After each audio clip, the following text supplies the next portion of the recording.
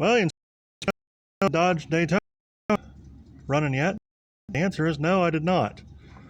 I didn't make power tour, which sucked, but I did manage to make some good progress on lining up the motor in here and figuring out what all we need to do yet. I'm getting ready to build a set of new mounts to match these pieces of unistrut I welded to the frame. It looks like it's almost in exactly the right spot, but those were for the 3.9 V6, but they actually fit better for the V8 because it's got mounting points up front. I got the transmission cross member back in there. I had to do some creative stuff to get it to go. And now, of course, since the motor sits farther back, I welded an extra chunk on top of the cross member too, so it's twice as much metal now. Ow, shit. Oh boy, that wasn't good.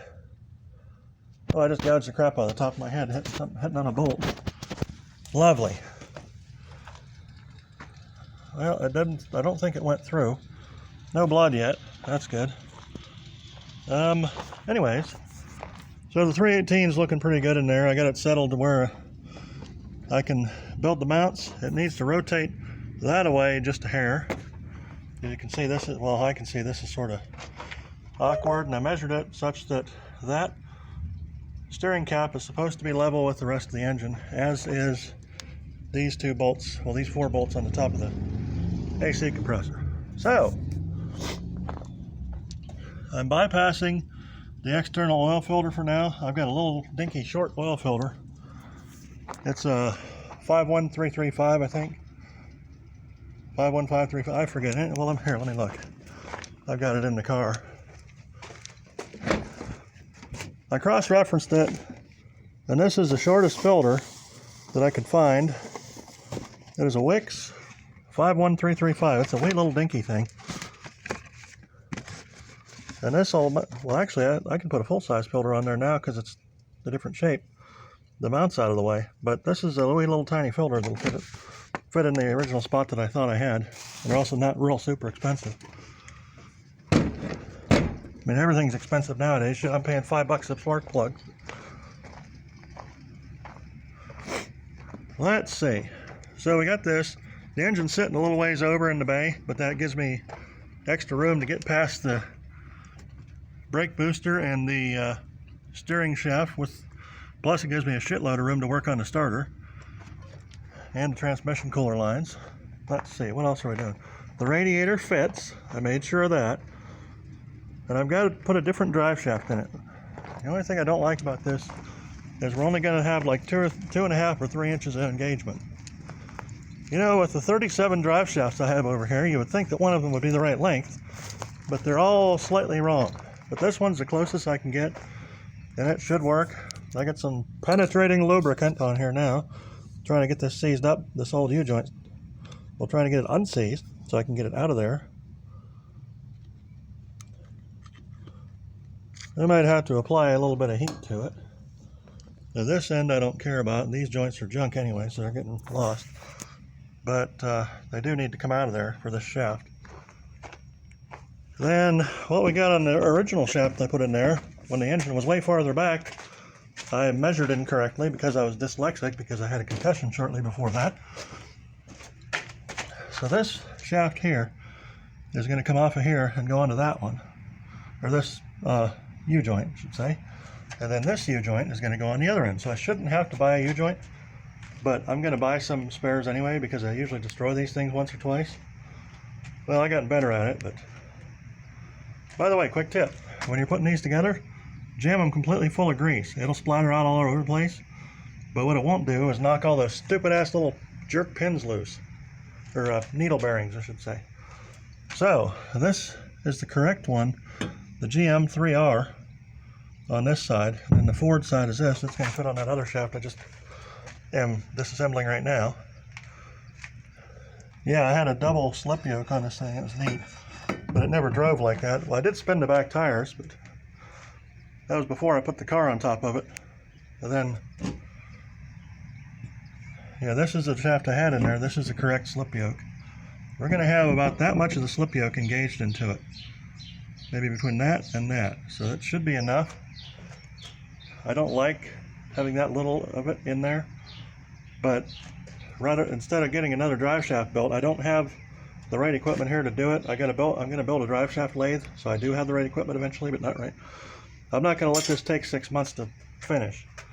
We're just going to get her done with what we got, make her work, and then just, you know, drive it for a little bit. So we got to unseize these caps off of here. I'm not going to say how hard that's going to be because it's probably going to be way too hard. And you know, once that's done, we can put the shaft together. I can start putting the Speeduino on the motor. Oh, here's another cool thing I've got. This is a cool trick. Something nice that you can get that people are throwing away. What I've got is Gepco purple digital multi-pair shielded audio cable. This stuff is really damn cool. It's pretty heavily shielded, and this one's got 12 pairs. They're individually color coded. They're resistor color code wires. Yeah, they follow the standard resistor color code. And you've got one pair of wires plus a shield in each individual cable. And there's 12 of these individual cables that go in here. So I pulled all this out of a radio station that was pulling their studios out and going completely digital. Well, they were moving, and they also pulled their studios out of the old building. And I said, what are you going to do with all the wiring out there? They said, oh, we're just going to leave it. I said, holy crap, can I have it? They said, sure, come on up. I was like, all right. I came on up and I worked all night, and I got a couple of miles of that wire. I got the thinner blue stuff too. This stuff will drive injectors. It'll drive, well, it's really nice for sensors because it's shielded. But you know, you can hook the shields down one end or both ends, depending on which way you believe in. And you know, so I'm just going to wire the whole thing with that stuff. I don't think it likes heat very much, so you got to keep it away from the exhaust manifold. But I've had it in other vehicles and it's worked okay, so I'm going to do it in this one. This wiring's turdlish. Turdlish anyway. You know, I'll just run new stuff and then it'll be shielded so I can EMP harden it too. So that'll be good. Now I got the Jeep fuse box here. I'm not sure if I'm going to use this or not yet. It's got all the relays in it. It'd be kind of neat to have that, but I think it kind of gets in the way and the wiring is in the way. So I got to cut all this out too because that's the old engine wiring. That's going to be a pain in the ass. I could just cut it back to where it doesn't show. That's easier. And I got to put fuses on 1, 2, 3, 4, 5, 6, 7, 8, 9, 10, 11, 12. Yeah, 1, 2, 3, 4, 5, I think. 6 wires. Yeah, we got to put six fused circuits in. And we're going to need to make a relay-driven circuit to run I'm going to put the ignition and the fuel separate. Well, I have two separate fuses, one for each bank and injector, so if I blow one, I can still drive a little bit.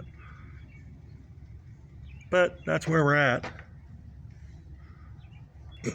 Doing the drive shaft, and then since the cross member for the transmission dictates where the drive shaft's going to sit, we're not going to have too much more trouble messing with the motor mounts because it's going to, and look at the gap I have up front in between there.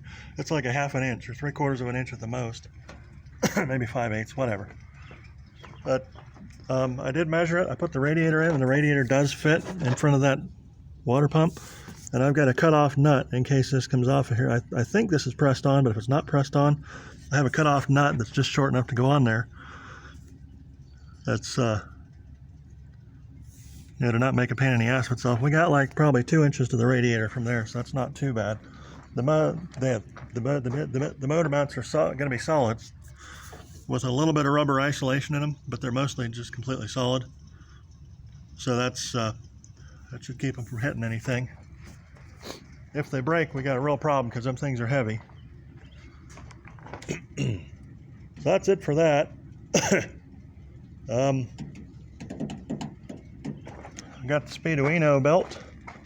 I got the USB cable for it, designated. It's sitting there waiting to get put in with that digital fancy Gepco wiring. nobody wants to use anymore because everybody's going to audio over IP. So that's fine, I'll take it. If anybody needs some of that stuff to wire up your own mess, let me know, I'll hook you up. Anyways, that's how it should be. I shall see you later.